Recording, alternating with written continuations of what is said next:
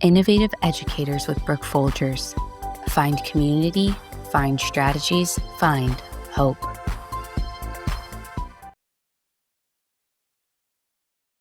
It's 2:15 p.m. on a Wednesday.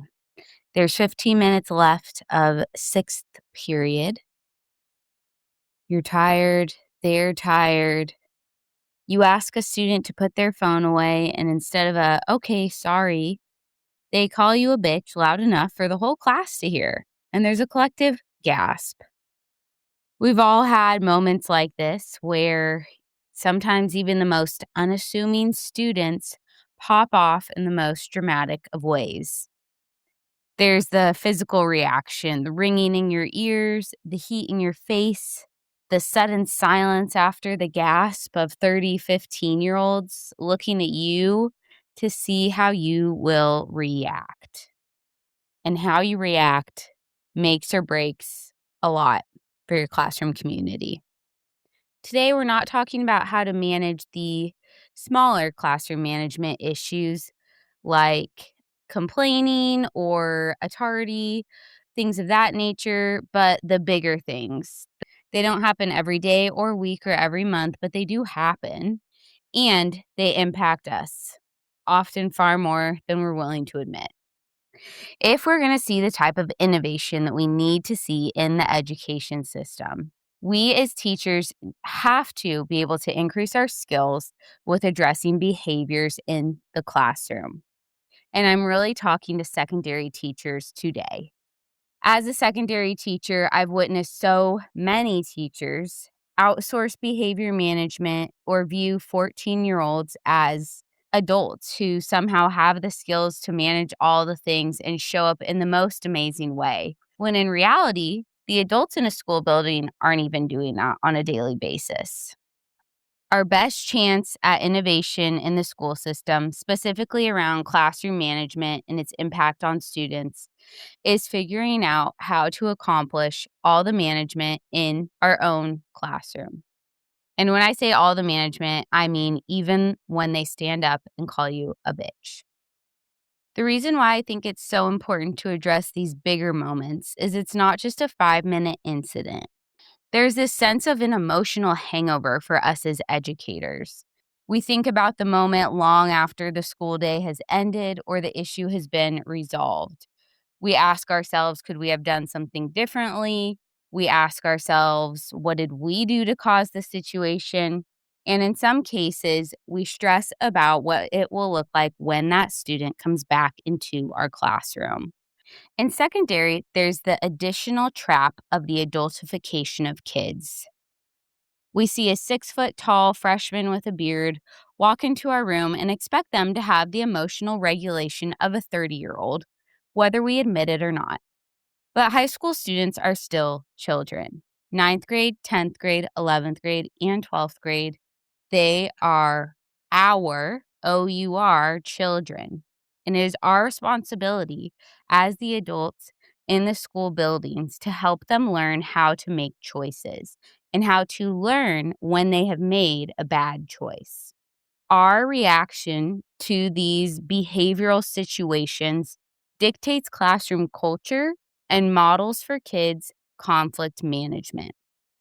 How we respond to kids in these situations is so important. If we lose it, we lose them. And when these moments happen, when the student stands up and calls you a bitch, or they throw their exam and say, this is bullshit, how do we react? There are a few reactions that don't work, and I'm going to tell you why. Even if they feel good in the moment, they do not work.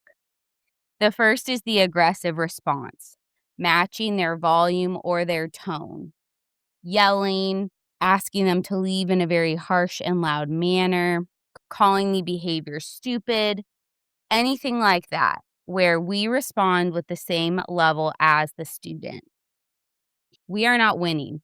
All we're doing is dropping to the level of the student, even if the volume is raised, and we lose the collective community. Because what they see is us exhibit behavior that is similar to their peers. And then when we criticize that student's behavior, It does not make sense for students why we are criticizing a behavior we ourselves exhibited. The other type of reaction that doesn't work is the passive reaction. This is the ignoring it, pretending not to hear it, thinking, I'll just figure out how to address this after class. I have to get through my lesson. No, this signals to the rest of the class that that student is in control. And the rest of the class knows that that behavior is not right. When the learning community as a whole does not get to witness you addressing a behavior at all, it is communicating that that behavior is either okay or that you do not have control of the space in the learning community. The last reaction that I think is the most toxic is the disowning of the student. You react to the behavior however you react, but this is really about what happens after that. This is the mental shift to, I'm done with this kid. This is when you then put that student in the back of the class the rest of the semester, when you avoid the student, when you emotionally check out from any interaction with the student. This is very damaging to the student and to the learning community, because what you are saying to that student and to the community as a whole is that there are certain kids who don't matter, that there is something a kid can do and that you are going to, in a sense, disown them. Maybe not disown them from teaching, but disown them from relationship with you. So, the 3 types of reactions that really don't work. Getting aggressive, matching the student or person's reaction. Being passive, ignoring the behavior, or the disowning of the person who exhibited the behavior. Those don't work. So what does work? Well, first we need to reframe how we think about these big behaviors. First off, behavior is communication. When we say behavior is communication, that is not an excuse, but rather a way to contextualize behavior, a way to humanize the person who is exhibiting a behavior that we would say is unwelcomed. When a kid exhibits a behavior that is not part of my classroom community, is not a positive contribution to my classroom community, after the fact, I will often do some investigating. What happened earlier in the day? Is something going on at home? Is there like an external factor that I'm just missing? When kids have outbursts in class, sure, sometimes it's about the worksheet, sometimes it's about you, but mostly it is a pressure valve being released. We all have bad days, and students have a right to a bad day. But when we are in a learning community, if the behavior prevents learning or centers the learning environment on them and their behavior, that is not okay. We have to remind ourselves we do not like the behavior, but we still like the student. And more than that, we care for the student, and it is our responsibility to be a positive adult in their lives who teaches them. So we have to be able to reframe behavior as communication, which is not excusing behavior, but looking at it from different angles. And we also have to remind ourselves that it is the behavior we don't like, not the child. One other thing I would like to recognize is there is a gendered aspect of student behavior that I have experienced in schools. Not gendered in the sense of the students who are doing a unwelcome behavior, but in the sense that I am on the receiving end of behaviors that my husband, who's also in education, is not on the receiving end of. I, every year, am called a bitch. It was written on a bathroom wall. Miss Adams, my maiden name, is a bitch. My husband and I gave a survey to our students at the start of the school year with the same exact questions. And when we asked our students how they thought we would be as a teacher, which both of these groups of students that we had the year before, the students responded to my husband saying, "He will be a good teacher. He will be a good teacher. He will be a good teacher." And what did the students say on my survey over and over again? "She will be strict, but a good teacher. She will be strict, but a good teacher." And when I brought this to some trusted colleagues again and again, it came back to, as a woman in a position where I am leading groups, I am not the sage on the stage. I am a facilitator of learning, but that authority makes me strict because I'm a female. Males are often given unearned authority, while female or female presenting teachers have to earn it through the emotional labor of relationships with students day in and day out. I say this all because I think that as a female teacher, I receive a lot more of the verbal inappropriate comments from students when they are angry than my husband. These are not safety threats. Nothing is being thrown at me. If I piss off a student, I'm getting called a bitch, and my husband is not. As teachers, we really need to do some thinking about the difference between behaviors that need to be de-escalated and behaviors that warrant an office referral or removal. Because I truly believe that 99% of behaviors we as teachers can either prevent in our classroom or address in our classroom. We do not need to be running to the office, to the principal, and outsourcing behavior management. When we outsource behavior management, we outsource our sense of leadership and students' belief in our ability to control and facilitate learning in class. So, when the student calls you a bitch, what do? 4 steps to responding to these behaviors with the goal of cooling off the situation instead of escalating. The 4 steps are: number 1, get quiet, get clear. Number 2, exit well. Number 3, remember community. And number 4, welcome back. Let's break these down. Number 1, get quiet, get clear. This is pretty self-explanatory and should be threaded throughout the whole situation with the student. Do not get loud, get quieter. Get quiet and clear. Short, clear phrases.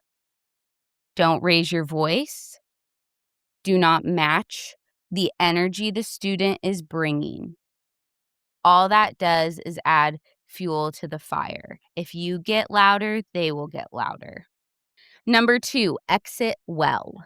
When a student pops off at me and says something that is entirely inappropriate, I will initiate a reset. And I do that by asking the student to go into the hallway and take a minute. How we ask students to exit the class matters. What we're not going to do is tell the student, get out of my class, never come back, or get out of my class, go see the principal. We get quiet and clear, and we say, with I statements, I don't appreciate that. I need you to step into the hallway. I'll be with you in 1 minute to talk. If the student says no or they don't do it and they just sit there, stay quiet and clear. I need you to step into the hallway now, please. Sometimes it helps to also affirm to the student, you are not going to the office, but I need a minute to reset and then I will talk to you, so please wait in the hallway. I have found often affirming to kids that I'm not sending them to the principal office, but I just need a minute, and a private space to talk to them, that will help get them out of their seat, out the door to cool off. 9 times out of 10 when I walk out into the hallway, the student is either laying on the ground, sitting on the floor, leaning against the wall, looking like they just ran a marathon and are worn out. I don't often walk out to students wanting to continue the fight. They lose their steam the minute they're removed from the environment. Depending on what the student has said will determine the conversation in the hallway. Depending on their willingness to own up to their behavior will determine if it will result in a conversation with administration or the dean. Most often, students recognize that the behavior they exhibited is not okay, and it will lead to a productive conversation.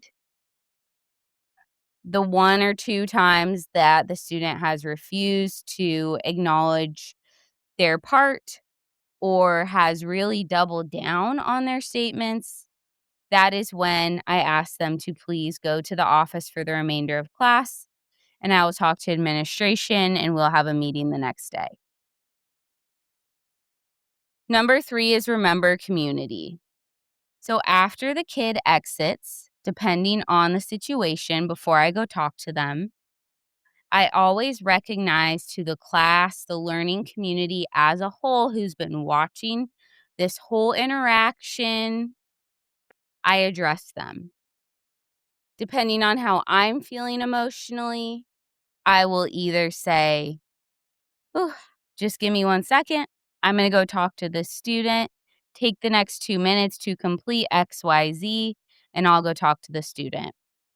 If I'm really emotionally heightened, and I can tell students are too, I will say, "That was a lot. I need a minute. Let's take a deep breath together."